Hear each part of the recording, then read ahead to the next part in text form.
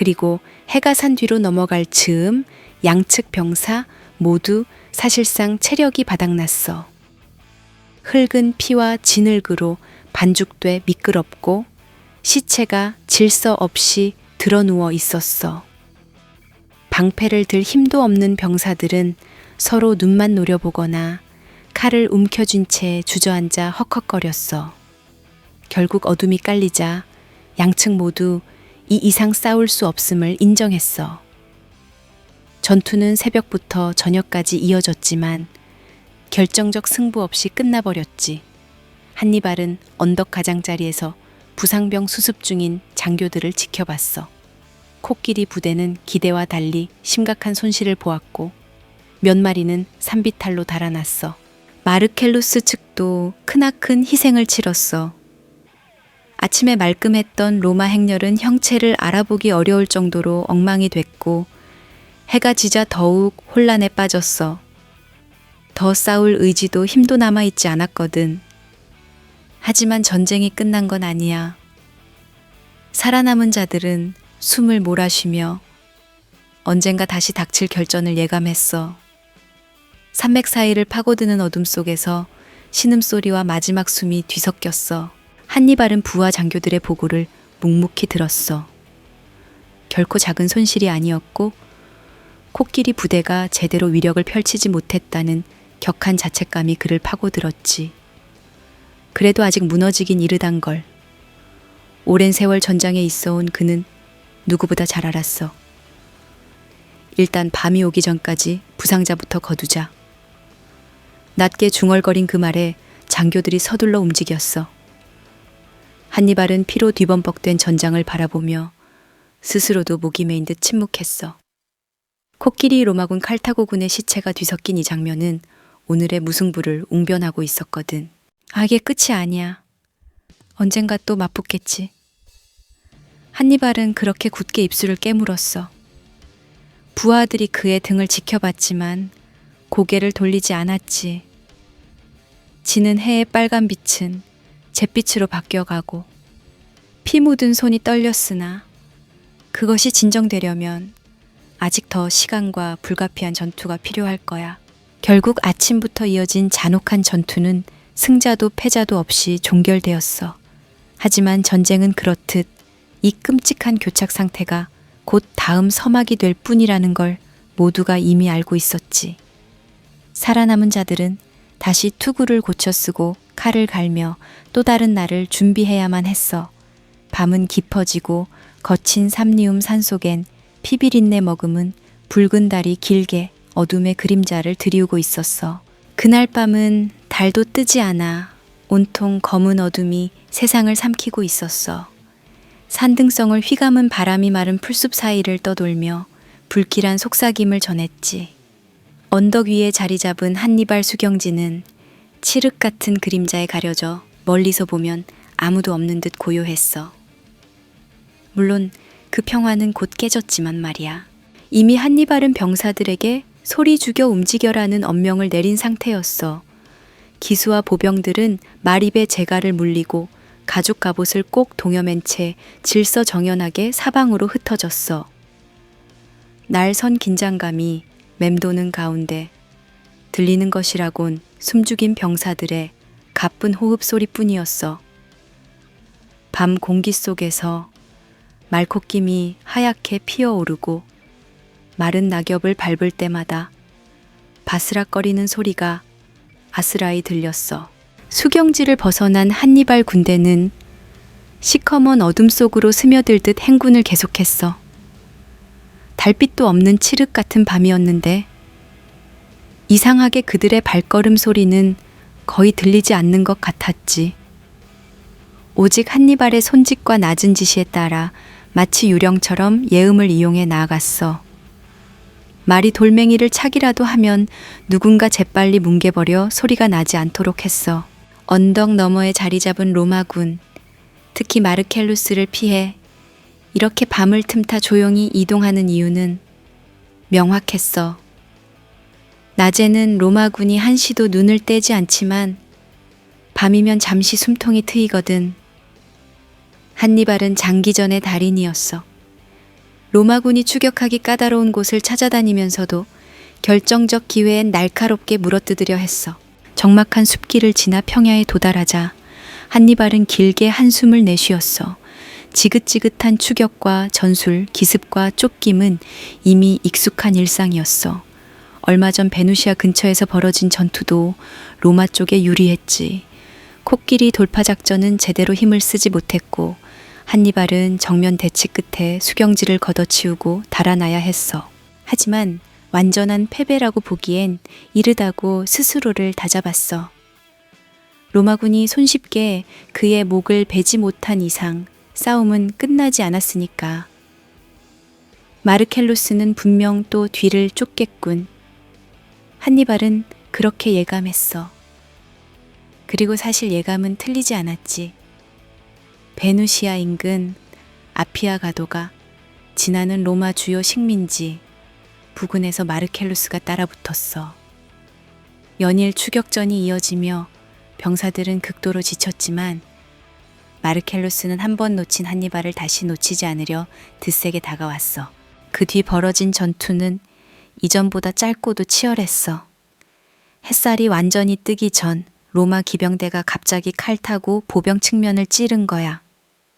빗물에 흠뻑 젖은 땅에서 군화가 자꾸 미끄러지고 투창과 단검이 서로의 살을 찢는 불협화음이 이어졌어. 한니발 진영은 코끼리 대신 말들을 내보냈지만 이미 파손과 피로가 누적돼 역동적인 돌격이 안 나왔어. 코끼리를 대거 투입할 여력도 없어 로마군이 그 틈을 파고들며 전열을 압박했지. 거의 벼랑 끝에 몰린 기분이었어. 언덕 아래선 필사적으로 맞섰지만 칼끝이 맞부딪힐 때마다 쇳소리가 귀를 울렸고 살점과 내장 조각이 사방으로 튀었어. 피비린내가 가득했고 병사들은 이미 이 살풍경을 익숙하게 받아들이는 눈빛이었어. 로마 우세는 뚜렷했어. 한니발 측 진영이 크게 흔들렸고 더 오래 버티면 전멸할 게 뻔해 보였어. 마르켈루스가 생각보다 빠른 속도로 병력을 추가 투입했다는 걸 깨달은 한니발은 또다시 후퇴를 택해야 했어. 무수한 전사자와 부상자를 남긴 채 날이 어두워지기 전 수경지를 걷어치우고 비정한 학살극은 그렇게 끝났어. 마르켈루스는 곧바로 뒤를 쫓았어. 평원에 날리는 먼지가 바람에 휩쓸려 로마 기마대가 하얀 파도를 만드는 것 같았지. 칼타고군은 밤이면 야습을 틈타 도주하거나 산맥 틈새로 숨어들었고 아침이면 로마군이 또 찾아내 추격하는 식이 반복됐어. 이처럼 지루할 정도로 공방전이 이어졌어. 무더운 여름이 지나고 가을 바람이 병사들 뺨을 핥히어도 추격전은 달라지지 않았어. 군단 기수는 닳고 갑옷도 녹슬고 망가졌지만 모두 이 긴 전쟁에 매몰된 듯 보였어. 한니발은 보급조차 여유롭지 않아 지쳐가는 병사들을 달래고 로마 역시 추격이 길어질수록 군대가 고달파지고 질병까지 겹쳤어. 썩어가는 시체 악취가 코를 찌르며 두 군대 모두 극도로 힘든 시간을 보내야 했어. 마르켈루스, 당신이 날 절대 놓치지 않겠다고 해도 결국 얻는 건 지쳐가는 군대뿐인 게 아닌가. 언젠가 한니발은 텅 빈 하늘을 보며 쓸쓸히 그리 중얼거렸다지. 세월은 멈춤 없이 흘러 타오르던 여름이 가고 가을이 거의 저물 무렵이었어. 산비탈에 물드는 단풍이 병사들 시야에 살짝 비쳤지만 전장은 계절의 아름다움을 느낄 틈을 허락하지 않았어. 수경지 주변에선 낙엽이 시체더미 피비린내와 뒤엉켜 썩어들고 있었지. 결국 한 해가 거의 다 지나가자 양쪽 모두 전면전을 벌이기엔 지나치게 지쳐 있음을 알았어.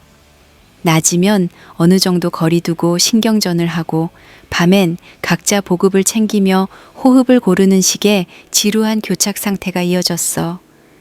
마르켈루스나 한니발 모두 큰 승부 없이 시간만 허비하는 모양이 된 거야. 로마 병사 몇은 지쳐 텐트 한쪽에 널브러져 한숨 쉬고 칼 타고 부상자들은 낡은 붕대를 붙잡고 신음을 토했고 각 지휘관은 더 나은 한 방을 노리지만 벌써 한 해가 스르르 흘러버렸어. 어느 저녁 노을에 한니발은 언덕 아래로 뻗은 길을 바라보며 묵묵히 서 있었어.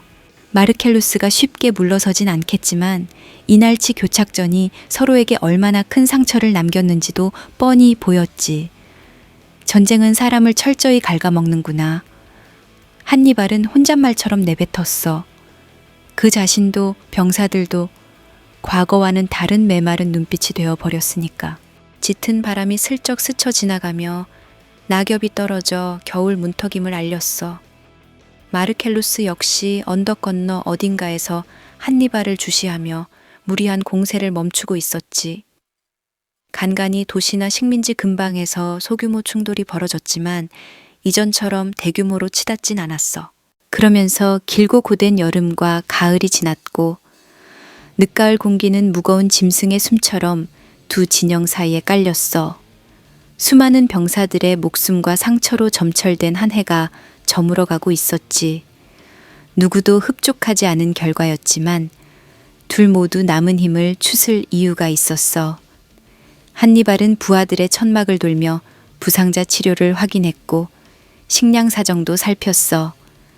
파리가 들끓고 썩은 냄새가 진동하는 변경에서 그저 목숨을 건진 이들이 신음 중이었지.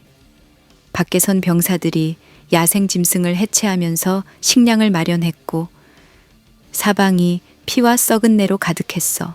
하지만 이 지루한 혈투의 끝에서도 한니발은 멈출 수 없었어. 타란토를 지켜야 하고 에스파냐에서 하스드루발이 언제 움직일지도 알 수 없고 로마는 더 큰 복수를 꿈꾸고 있을 테니 그 자신도 아직 전쟁을 포기할 수 없다는 걸 잘 알고 있었거든. 결국 겨울이 오기 전 한니발과 마르켈루스 사이의 끈질긴 공방전은 표면적으론 흐지부지 막을 내렸어. 그렇다고 완전 종료나 휴전은 아니고 서로 다음 해를 준비하며 잠깐 숨 고르는 것이라는 사실을 다 알았지만 전쟁은 언제라도 다시 미쳐 날뛸 준비가 돼 있었어. 죽은 자들은 안식을 찾지 못한 유령처럼 어둠을 배회했고 산자들은 또 다른 승리를 위해 무뎌진 칼끝을 갈았어. 잿빛 구름이 군데군데 깔리며 첫눈을 예고할 무렵 피비린내로 가득한 한 해의 열기가 천천히 식고 차가운 계절이 다가오고 있었어. 칠흑 같은 밤바다를 뚫고 엠프리아의 한계 닿았을 때 포세이돈의 축복을 받았다는 젊은 사령관은 바닷바람을 등에 업은 듯 거침없어 보였어. 푸블리우스 코르넬리우스 스키피오. 그는 항만에 줄지어선 로마 병사들의 지친 표정을 보며 대수롭지 않다는 듯 미소를 지었어. 에스파냐 전선이 무너지면서 이곳 로마군 진영은 거의 소진 상태였지. 8년을 사투버리다 전사한 그의 아버지 숙부가 남긴 부대가 주축이었는데 유령 부대나 마찬가지였어. 부두에서 내려 타라고나로 가는 길, 스키피오와 병사들이 본 풍경은 진창 속에 빠진 침묵과 지독한 피냄새였어. 무수한 전투 흔적이 도시 외곽 성벽과 거리에 너저분하게 남아 있었거든. 붉게 그을린 돌벽, 허물어진 탑, 여름의 죽은 말사체가 반쯤 흙에 파묻힌 채 썩는 중이었고 군영이 아니라 폐주 흔적을 간신히 모아놓은 피난처 같은 모습이었어. 남아있는 병사들 얼굴은 잿빛 절망으로 물들어 있었어. 스키피오는 말에서 내려 땅을 밟고 그들을 잠시 바라본 뒤 먼 곳을 보았어. 바닥에 괴어있는 핏물, 때 묻은 낙엽, 갈라진 창날의 더미가 눈에 들어왔지만 얼굴 한번 찡그리지 않았어. 오히려 처참한 광경을 담담히 받아들이는 태도였지. 그리고 그가 깊게 숨을 들이쉬자 마치 푸른 파도가 그의 뒤에서 솟아나는 듯한 이상한 기운이 병사들 눈에 비쳤대. 여러분, 지난 8년은 없었던 일이라 생각합시다. 스키피오는 곧 병사들을 한 곳에 모아두고 이색적인 연설을 펼쳤어. 가을 해가 길 끝으로 기울고 잿빛 하늘에 찬바람이 스며드는 시각이었거든. 헐거운 투구를 벗어들고 낡은 깃발 주변 병사들을 똑바로 바라보며 말했어. 여러분이 흘린 피와 눈물, 전사한 용사들의 희생을 잊으란 뜻은 아니야. 다만 그 시절을 짓누르고 있는 패배감을 오늘부로 버리자는 거야. 이 순간부터 우리는 새로 시작해야 해. 목소리는 낮고 부드러웠지만 묘하게 뚜렷했어. 배수로나 주위에서 풍겨오던 썩은 냄새도 잠시 묻혔고 허리가 고추 펴지지 않던 병사들이 은근히 고개를 들어 바라봤어. 스키피오는 그들을 훑어본 뒤 차가운 공기를 가르듯 팔을 뻗었지. 제 말을 듣고 제가 받드는 신의 은총을 들어보시오. 전 코르넬리우스 가문의 아들이지만 바다의 신, 위대한 포세이돈의 피를 이은 자이기도 하오. 그 말이 끝나자 주변에서 웅성거림이 일었어. 몇몇은 고개 절레절레, 누군가는 헛웃음을 지었어. 지치고 분노에 찌든 병사들에게 황당무계할 수밖에 없지. 그러나 스키피오는 흔들리지 않았고 살짝 웃으며 마치 자신이 코르넬리우스 스키피오가 아니라 포세이돈의 후손이라 암시하듯 말을 이었어. 제가 오기 전까지 여러분께 파도처럼 닥친 고통은 이제 물러날 거야.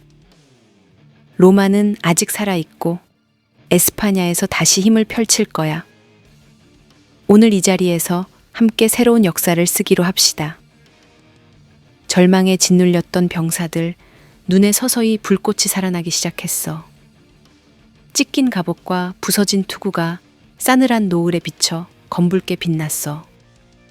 울먹이던 백부장이 살짝 뒤로 물러서고 중상 병사가 상체를 일으켜 세웠어. 예전에 죽어나간 스키피오 형제와 전우들의 영혼이 텐트 안을 떠도는 듯한 분위기였어. 그의 바다의 신의 혈통을 잇는다는 주장은 우스꽝스럽고 허황돼 보였을지도 몰라. 그런데 극도의 절망에 있던 병사들은 오히려 그 말에 빠르게 반응했어. 스키피오는 바로 그 지점을 노린 거야. 내가 도착하기 전 여러분을 덮쳤던 고통은 끝날 겁니다. 로마는 죽지 않았고 우리가 다시 일어서는 걸 몸소 보여드리겠습니다. 건조하던 공기가 찬바람을 타고 텐트 속을 스쳤어. 구석 화롯불이 흔들리며 병사들 얼굴에 섬뜩한 그림자가 일렁였어. 제각각 잠겨있던 그들은 스키피오 목소리에 정신을 차렸어. 더 이상 잃을 것도 없어 라는 게 아니라 이제부터 다시 시작할 전부가 남아있다 라고 외치는 젊은 장수를 보았으니까. 그가 들어올린 깃발은 이미 낡고해졌지만 스키피오는 거침없이 병사들 앞으로 나가 그 깃발을 높이 쳐들었어. 보시오.